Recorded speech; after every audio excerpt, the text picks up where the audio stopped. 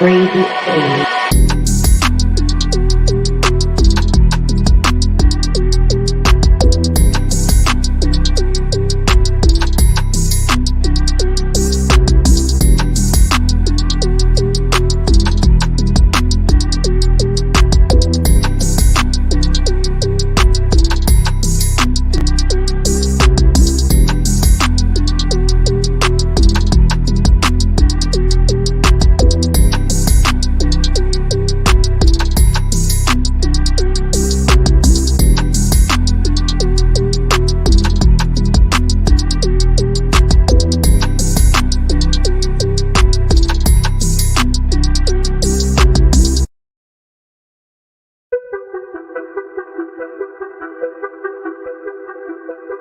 Grade A.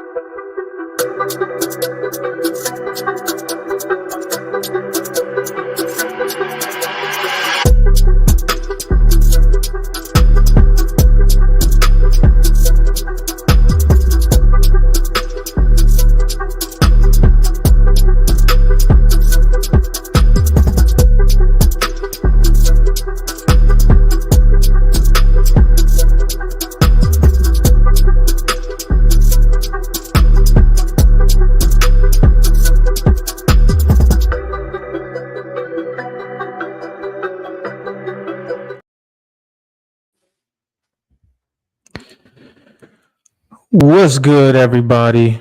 Welcome to another episode of the Grade A Show. It's your boy Peso here. Probably got Mike gonna come through in a few. On episode 32, let's get right into it, man. We talking about the Boston Celtics is one win away from banner 18.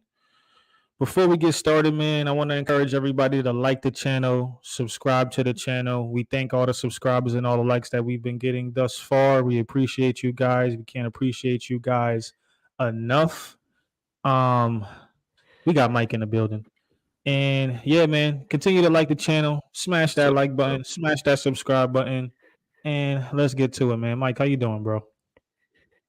I'm doing good. How about you? I'm doing good, man. I'm doing good. I know this is a different look. I ain't got my face up here today, but I just feel like I'm in a talking shit mood today, man. Let's get right into it. Yeah, for sure. JB Finals MVP, bro.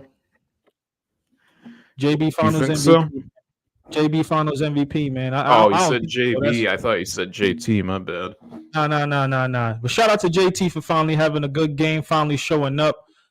We got to give him his flowers with Porzingis out. Of course, we heard a lot of the noise. Everybody talking about that Celtics wasn't going to be able to possibly get it done without Porzingis. It was going to be a lot harder, and it looked like that at the start of the game, the start of the fourth quarter.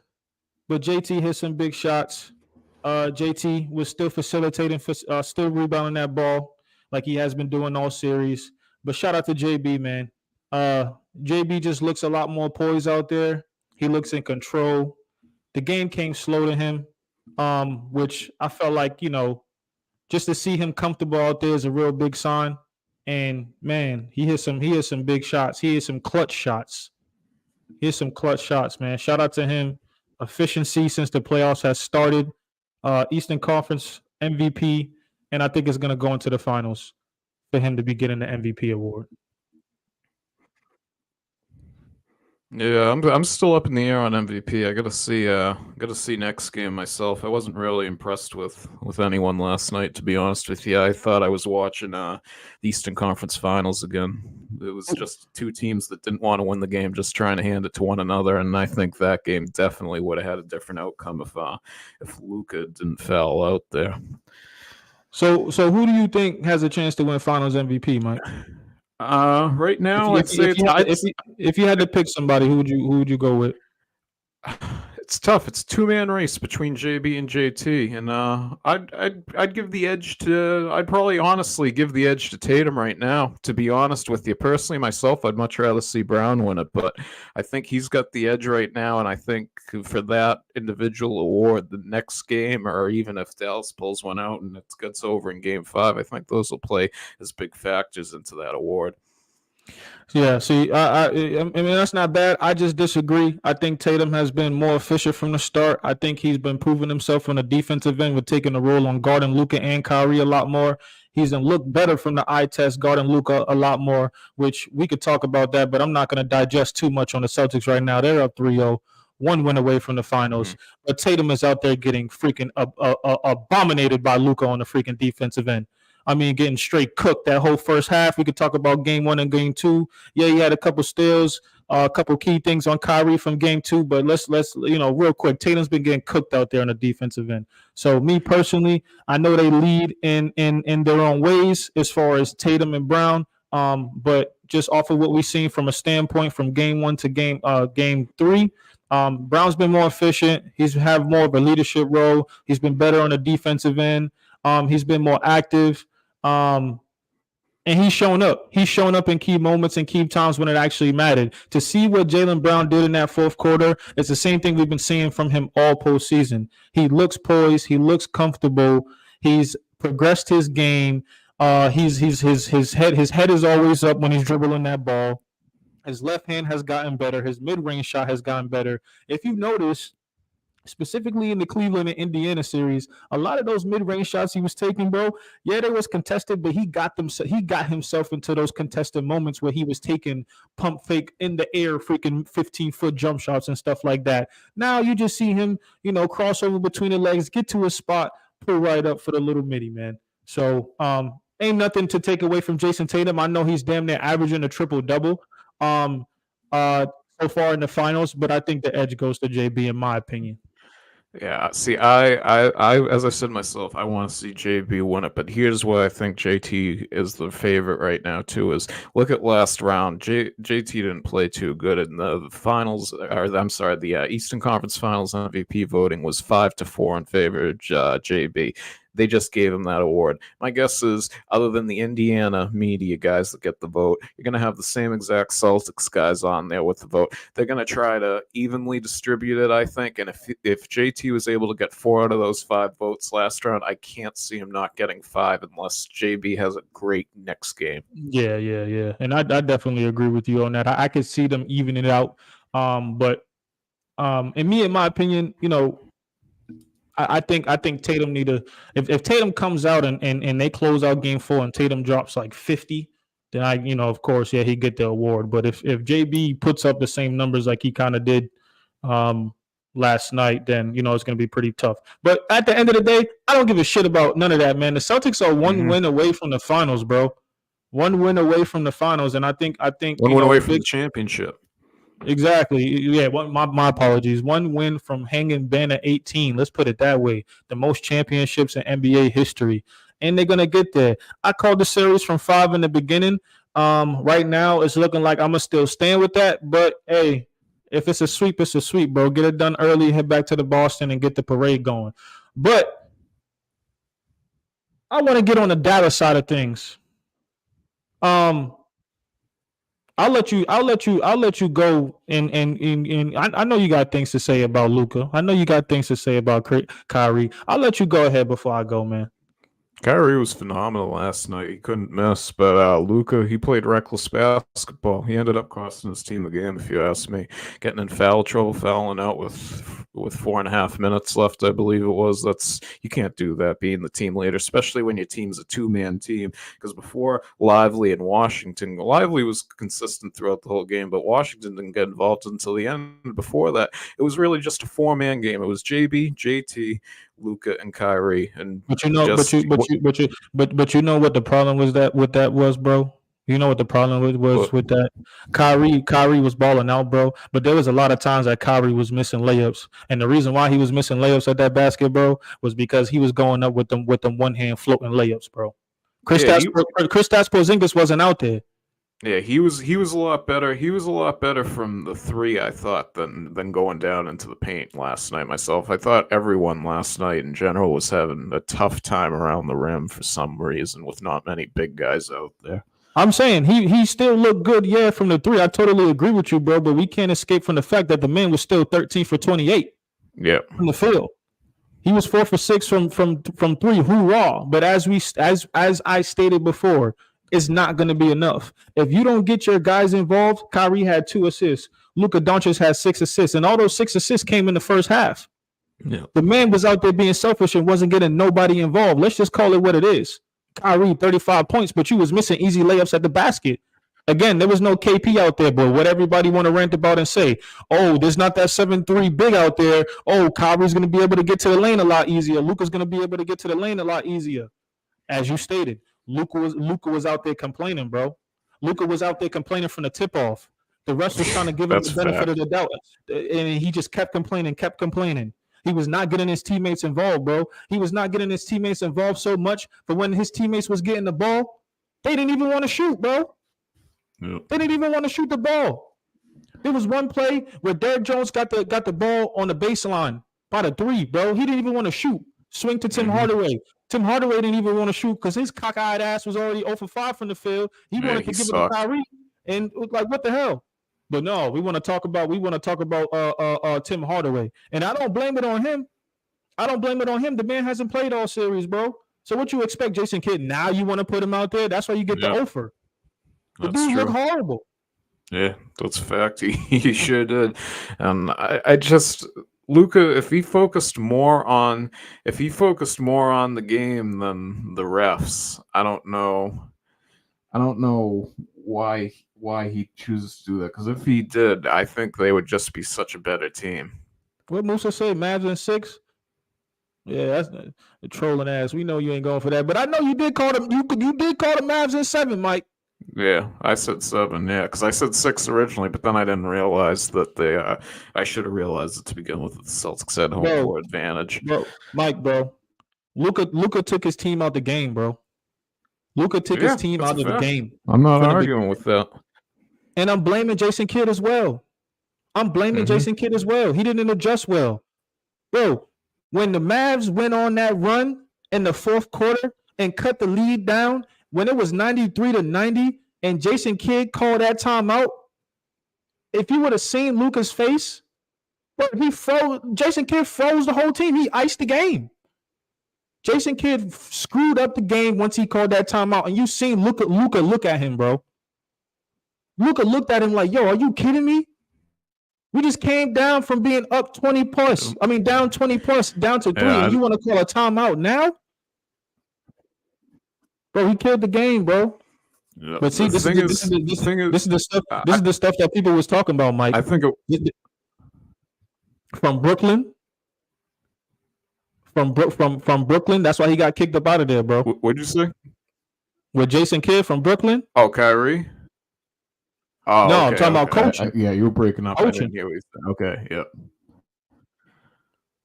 You he did the same thing in Milwaukee too. You can hear me, Mike? Yep, I can hear you. I said, yeah, he did the same thing in Milwaukee too. Yep. Exactly. Tim Hardaway, you finally put him in the game. You finally put him in the game, cockeyed fucking Jason Kidd. Stupid ass. It was too late. Anyways, Tim Hardaway came out like straight dog poop, bro. Nothing. Mm-hmm. Yeah. It shouldn't be a surprise. Look at how he was coaching game 1. And then I thought last night if they came back from that 21-point deficit with 10 minutes left, that would have been a real turning point in the series. And just it starts at the coaching for screwing it up. Luka's second in line for that, without a doubt. And it's just they missed. They shouldn't even been down that much to begin with, too. That was the first problem right there. But I couldn't believe both teams last night. I can't believe this is the quality of teams we're getting in the NBA Finals, bro. You know, at the end of the day, it is what it is, bro. It is what it is. The Celtics, we already know how the Celtics are. The Mavs just ain't no competition for them. If this was Minnesota that played against Denver, we would have known that this series would have been a lot better than this. If Denver was in this 7-game series right now against Boston in the finals, we know that this series would have been better than this. But that ain't the situation right now. We already know with Celtics basketball that they kill you in waves, bro. They're not a consistent offensive team. They didn't progress a lot better defensively this postseason, but they really kill you in waves, bro. They'll go up 20, and then you'll catch up in the next quarter, and then they'll hit you with another 9, 10, 12-point lead after that. You gotta have. You're not just gonna beat the Celtics with Kyrie and Luka, bro. Especially when they're not getting their teammates involved. Gafford was out there. Yeah. He was the hot. other thing is too is I can. Yeah, no, I can relate why they wouldn't get the teammates involved though. I've said this for a while now. There's really no one around them that I would trust. Like Washington can have a good game here and there, but I wouldn't. They're going up and down that roster. There's not many guys that I'd really trust. Yeah, bro. But what was everybody saying? The role players play better at home, bro. They started playing better. That first quarter, that whole first half, bro. They was getting Gafford involved.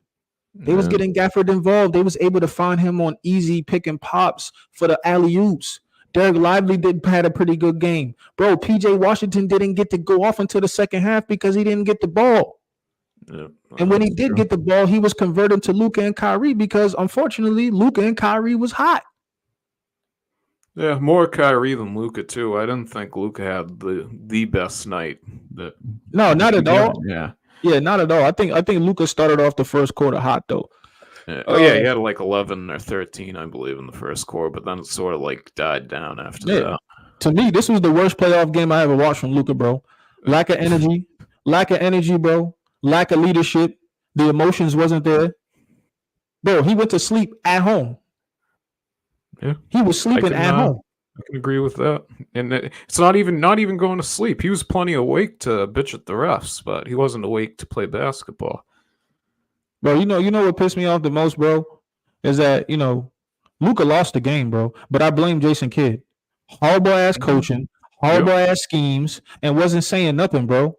But we got to play together. We got to come together. If we go on a run, if the Celtics go on a run, we just got to huddle up and stay together, bro. They had him mic'd up at halftime.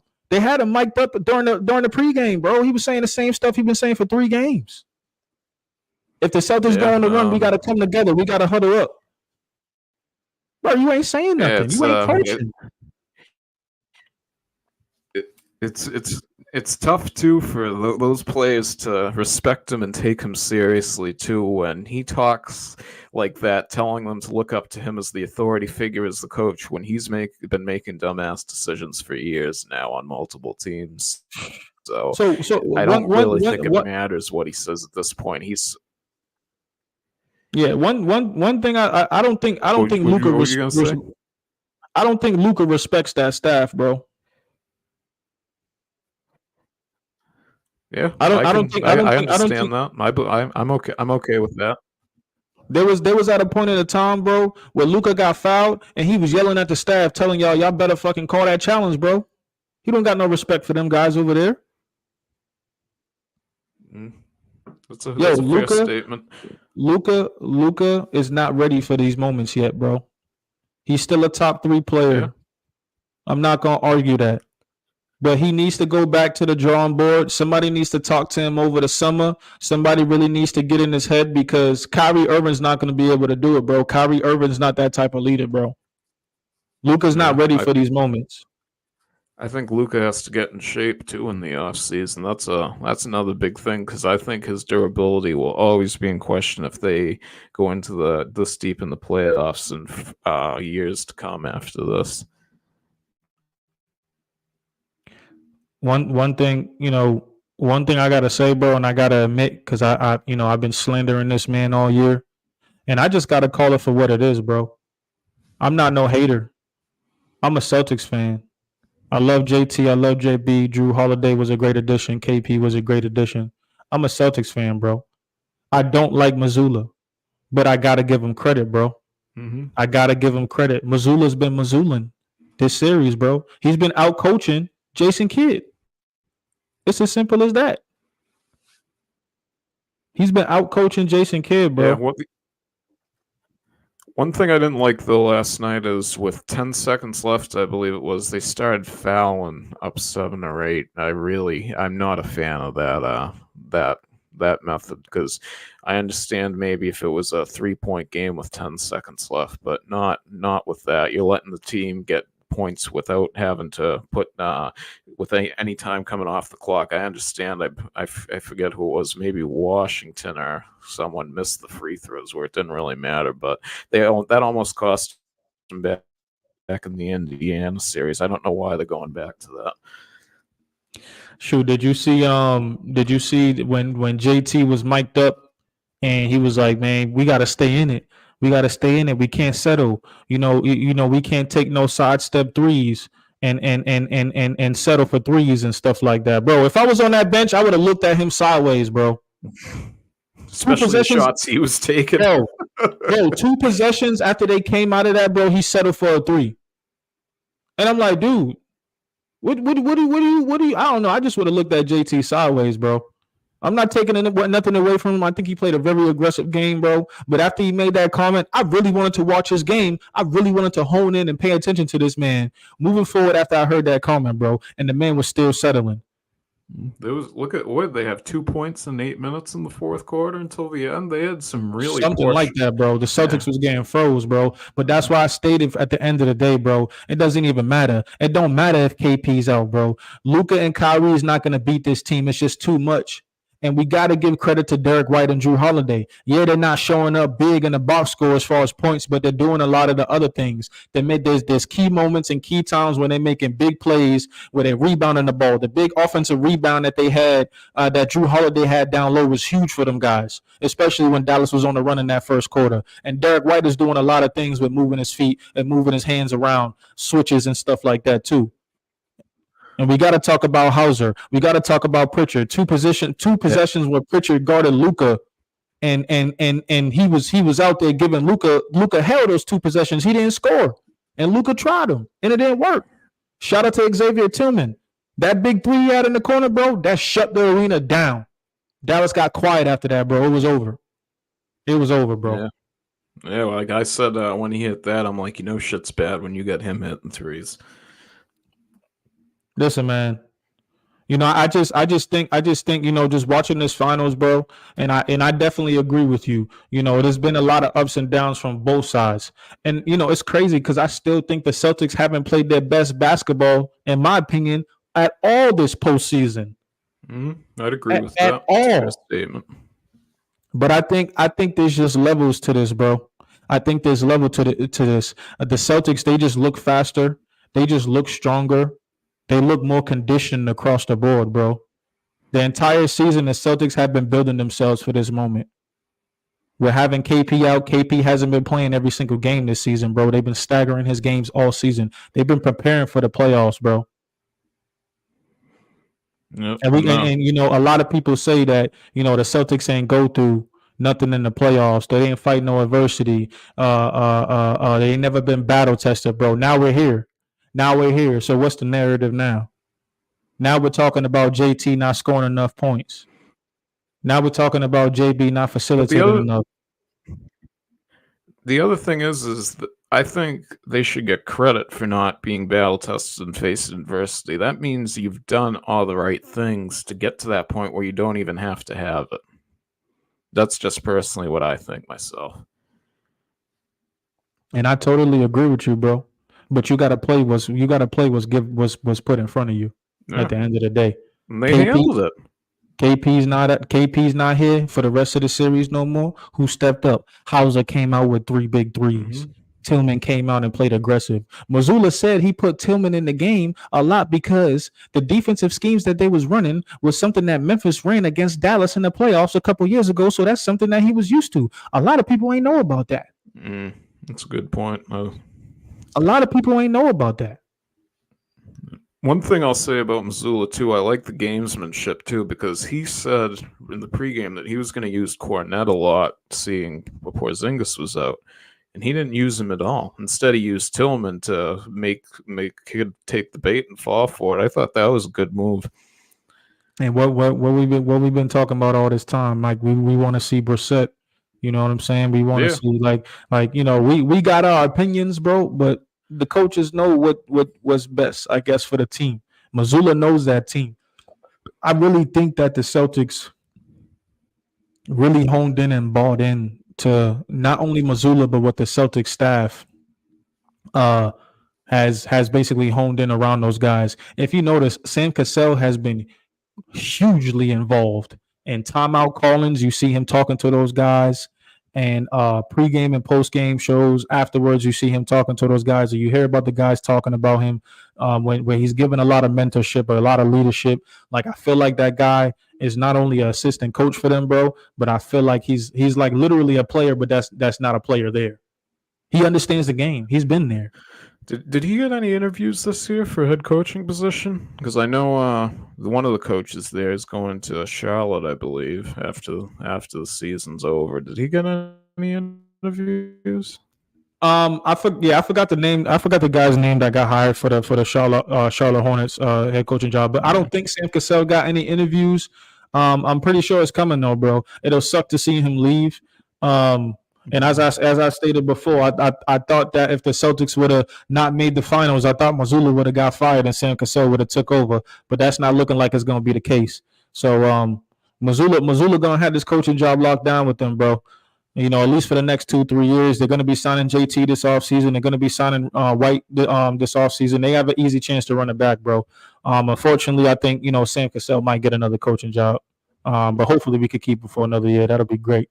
Because I heard they're going to move Van Gundy up to the coach, like the in-game coaching staff next year with the guy going to Charlotte. But it's funny you mentioned that Tatum contract.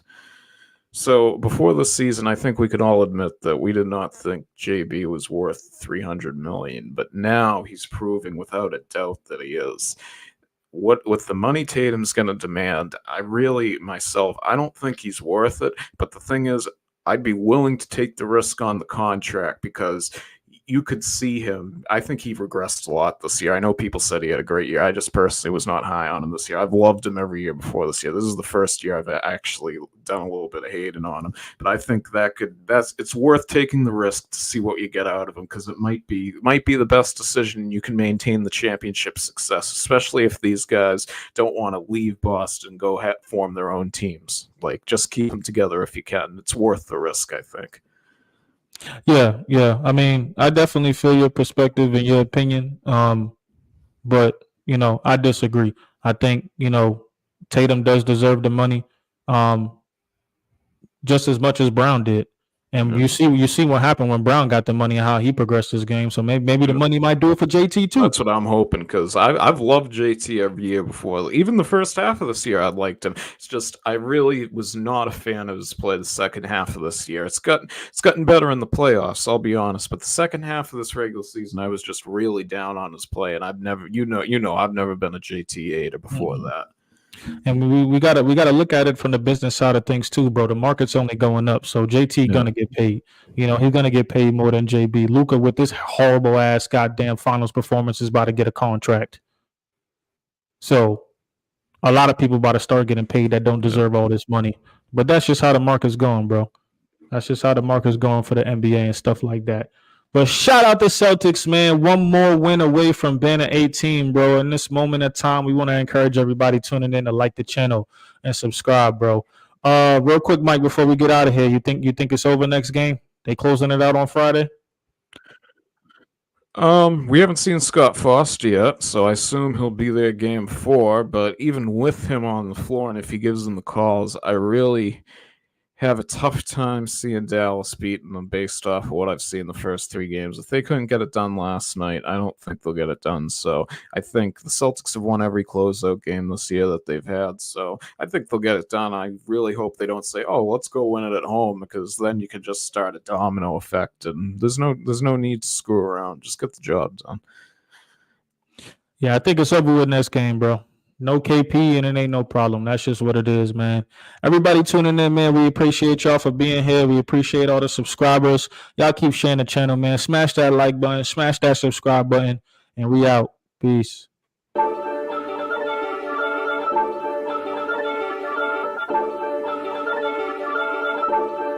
Brady A.